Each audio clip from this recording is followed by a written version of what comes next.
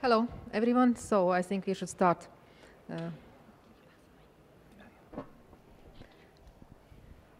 So I think everybody knows who is Max, and Laura was introduced as well. So let's start talk. Since Max had already his time, I would like to give some minutes to Laura for introductory remarks. And could you tell us a little bit more about the United Nations Sustainable Development Goals? Sure. Thank you very much for the opportunity. And very first off, I'd like to say thank you to the co-founders of Digital Freedom Festival. It's a tremendous opportunity to be here. I think if those who were paying attention or attended the opening segment, one of the things that they mentioned was that they've decided to align the festival with the Sustainable Development Goals, the UN Sustainable Development Goals. How many people in the room know what these are? Okay. Well, so the Sustainable Development Goals were adopted in 2015 by 193 member states at the UN.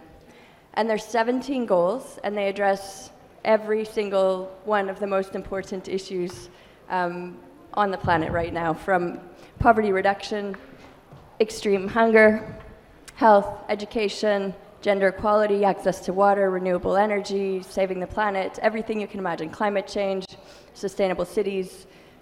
And one of the things that a lot of people don't know is that these goals were not handed down from a few member states. These goals were the result of the largest, longest consultation process ever undertaken on the planet. Starting in 2013, 100 countries undertook multi-stakeholder negotiations in their countries to understand what the key issues were, and this was followed by extensive expert and non-expert driven consultations to define what are the key challenges that we're trying to address on the planet. There's 17 goals, 169 targets. If you don't know them, I really do recommend that you look them up and find yourselves within the goals, because one of the key principles of the goals is that all stakeholders, everybody, can be part of this agenda. And I would dare say right off the bat, Max, thank you for suggesting a new social contract. I think that you can all actually look at the Sustainable Development Goals as a source, a template for that social contract, because within that social contract, one of the primary principles is to leave no one behind on this planet, and that gets very closely to some of the issues that you addressed. I also want to thank Max for showing you the Primavera sound video, because that festival, that integrated equality, gender equality, security, and environmental principles was actually a partnership with my team, the UN SDG Action Campaign. And our goal is to encourage everybody, every stakeholder, from national governments to local governments to church groups to the tech community, to get involved in backing this agenda, because it provides a template for the solutions to all of the problems that we're looking for. Okay, thank you very much, Laura. Now going back to our panel's name, Sustainable Technologies Equals Sustainable Life. Now, this is my question to Max and Laura as well. What is sustainable technologies? Is any technology sustainable per se in definition, or there are some criteria? So I'll take that one first. Yeah, so I'll just go back to my presentation.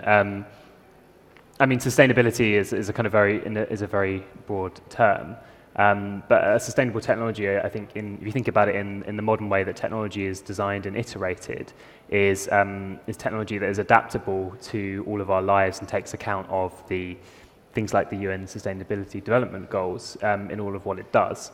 There's some really good organizations, for example, ethical.os, that produce a framework for technology design, looking at various things that kind of map similarly to the goals. And I think they look at things like surveillance, about equality.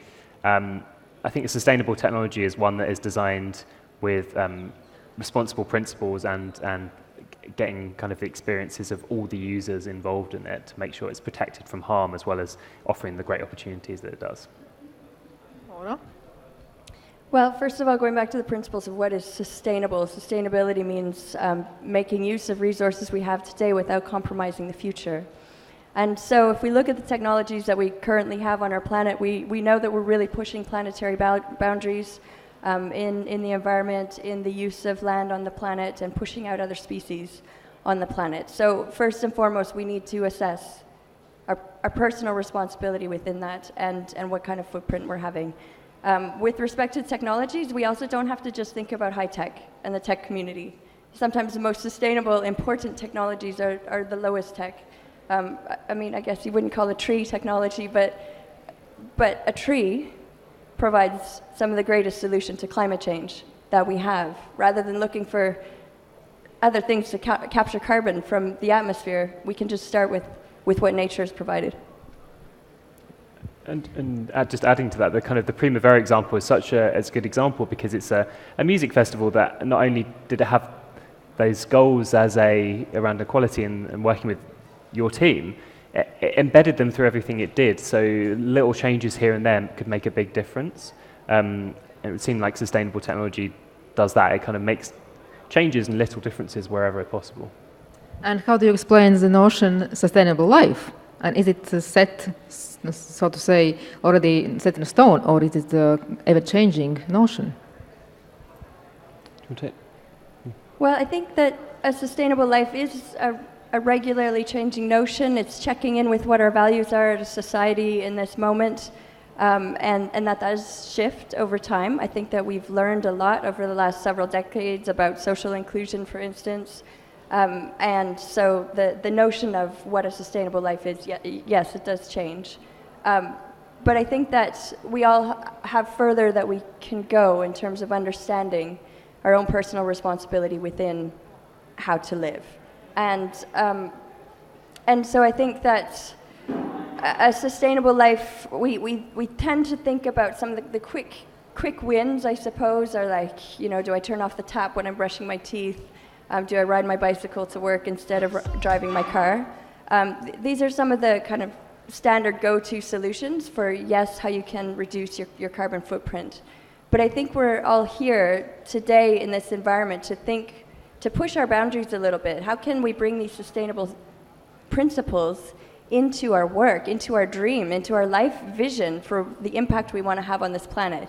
And that goes far beyond my impact as if my own personal carbon footprint, for instance. It's what am I going to dedicate my life to? And maybe if I'm in an industry that's not fulfilling me, or I don't feel that I'm really delivering for a better planet, a better world, a better social good, maybe I can shift my career. And so I think that it's really getting to the bigger picture of our mission here on the planet.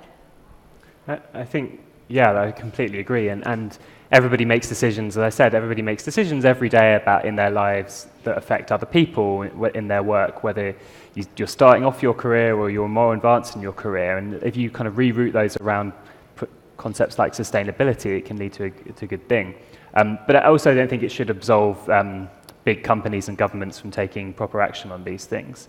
There's an interesting kind of shift that I was reading about the other day that on the climate crisis, for example, because the evidence is so overwhelming and seen now, one of the shifts in the climate denial camp is to focus on personal responsibility and try and think, it's your responsibility to kind of not use a plastic water bottle, whereas it's governments who need to take the big action to change. But I think there's also kind of activism and mini activism and pressure that you can do through the economy and through campaigning. And Greta Thunberg is like the obvious example about how you can start very small and kind of create big change. And it's really interesting where her message is going and how clear that her message is to governments and to businesses, and it's not to individuals to change, but it's to them to kind of give voice to that, I guess, anger about climate.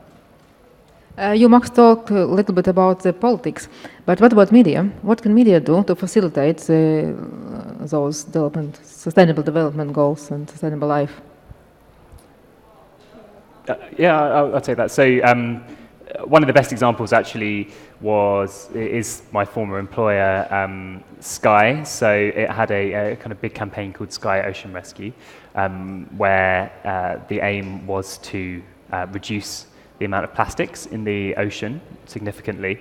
And that, again, I think kind of they're a media company that used their power on Sky News to educate people about plastics in the ocean and to campaign. They used the power of media companies to get out there and to their ability to know how to sell a message to change it. But also importantly, it wasn't just a kind of, I'm a bit fed up with the kind of corporate social responsibility of the last 10 years, which is we're going to sponsor some goalposts over here or some sports equipment, but not really going to do anything inherent to our business.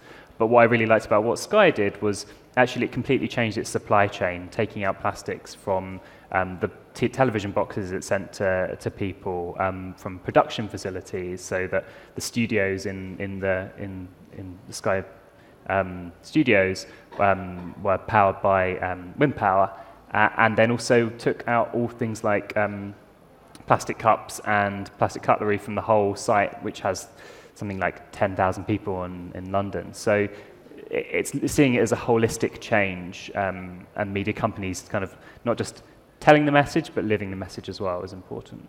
Was there any followers to your in this direction to Sky? Has the media followed? Has other media followed? Yeah. Well, I think it's a kind of shared message that in the UK, at least, the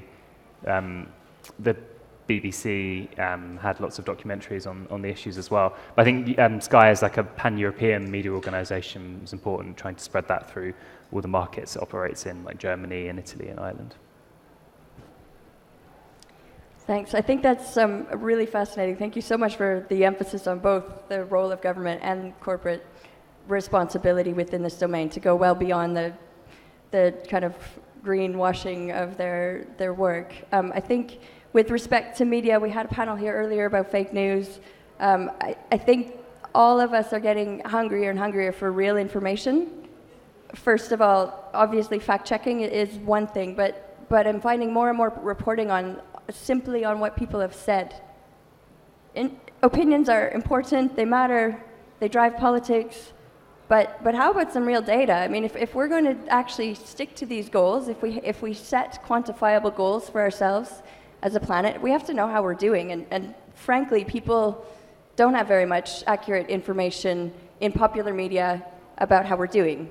There's a lot of misinformation. Even activists are sometimes misrepresenting how bad the situation is, which is good to drive action, but it's also fueling this sense that we don't have any hope left. The situation is so dire that we're not making any progress, and therefore I might as well watch a stupid cat video instead of informing myself about how actually I can do something in my neighborhood to save species right here in my backyard. So I think that more information, more data, more factual reporting about the state of the world can help to drive change. So would you like to say that media has to change their agenda in order to help societies to develop those sustainable way of living? Do we need more good news? That would. I think it's difficult. We need to look at what the drivers of news production are as well. So an advertising industry is a big driver of that. So we've heard a lot today about the attention economy, but I think advertisers need to be much more responsible in where they place their advertising, in not thinking about I'm going to kind of try and get my advertising everywhere on the web, and I'm going to basically incentivize clickbait. Or it's not even clickbait, it's news that is the more views it gets, the more money it makes for the media organization. I don't necessarily have an answer at the moment, but I think we need to think more about separating out those things that the news of the past was very much about you buy a newspaper and it was a product you were buying, and subscription services are a bit like that. But in general, the way people can, the thing that gets kind of pushed up is the thing that's going to make the most money.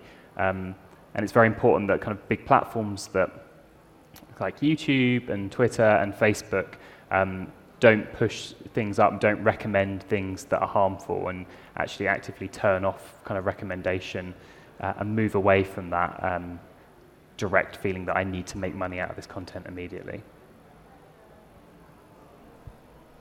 I think that the media have a huge role to play, of course. I think that a strong independent media is the bedrock of a successful democracy, and we've been seeing how that's been eroding in a number of countries, and it's not necessarily, I'm not blaming the media at all, actually, but I think that the digital freedom in itself has actually been slightly driving that change. I mean, we saw in Brazil, populist leader was elected. He didn't ever even attend the national debates in the media. He was elected primarily through WhatsApp.